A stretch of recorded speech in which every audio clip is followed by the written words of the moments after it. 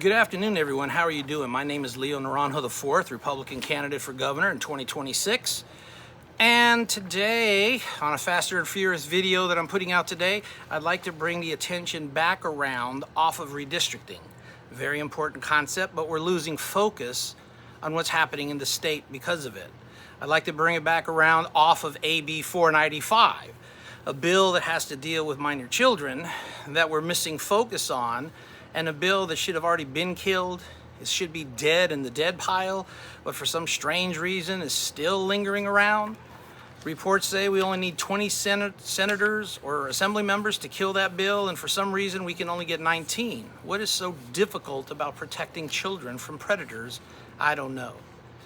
And while we have all this happening and swirling, thank God we have a couple of women that are over there watching the assembly passage and the arguing and the tabling and the shelving of a bill that should have been dead but is not. They're keeping an eye on that. Thank you very much, ladies, for what you're doing in those efforts. But while we're looking at that, while we're being distracted by the redistricting argument, we are losing sight of what's happening down south just under the radar. The state of Nevada hasn't lost sight of it. Matter of fact, they've had a news report across their media before in the last few days warning exactly of this same thing, California infecting their schools. And if I could read something and hold something up as an example, this is what I'm talking about. The mental health accommodation request form. This is brought back under pursuant to section 504 IDA of the California Educational Code 56,000. So basically what you have is a form that the Temecula School District is trying to get parents to sign requesting a mental health evaluation on behalf of their child. This request is made in accordance with federal and state laws, including Section 504 of the Rehabilitation Act, the Individual with Disabilities Education Act, and California Education Codes. Please describe the mental health condition and the nature and accommodation being requested, i.e., diagnosed anxiety, PTSD, etc. If available, please attach supporting documentation, i.e., medical diagnosis, 504 plan, counseling records, etc. This form is being issued out, or at least being considered, by the Temecula School Districts because you have students who refuse to play female sports with transgendered men on the other side.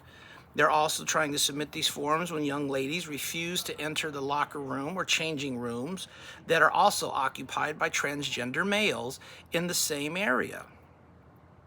The disclaimer for this video is as follows. I'm not a medical doctor. I'm not a psychiatrist or a psychologist, nor am I a legal professional, in other words, a lawyer. What I am is a common sense male with the brains enough to understand the difference between men and women, boys and girls in the locker room and the dressing rooms.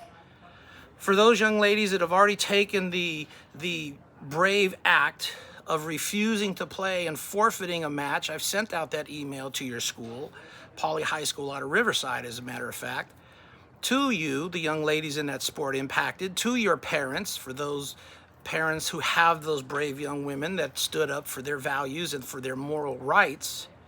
I want you all to know that I am standing with you as a candidate for governor in this state. No one, not one of you, not one single parent, adult, guardian, or whatever should sign anything dealing with this format for the school district. In my humble opinion, you should seek out the legal advice for lawyers to figure out how to defend yourself against this nonsense and anything other that may be coming down the pike.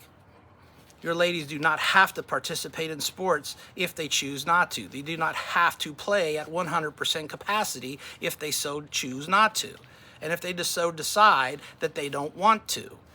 If you have a girls' volleyball team that is expecting to play volleyball team that should be comprised of all women, that's fine. But if there's a transgender male on that team, they have the right to decline play. They also, if they're forced to show up on the field, have the right to just stand there and protect themselves.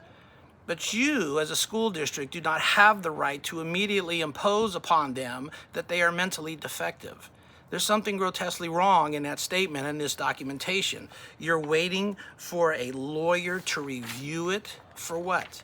to see if it's legal, to see if the blackmailing and the coercion that you're trying to instill upon these people is legalized and covered by the state of California or Title IX. I want to reach out to each and every one of those parents so impacted by this. I stand at least with you in your fight, and as governor, I would definitely have this as a dead on arrival type action. Temecula School District, your board should seriously sit down and reconsider the actions that they're getting ready to try and take and propose. For those members that are up for election, you should be recalled if you haven't already have those actions against you. You definitely do not need to be there in the following cycle upon your election passing.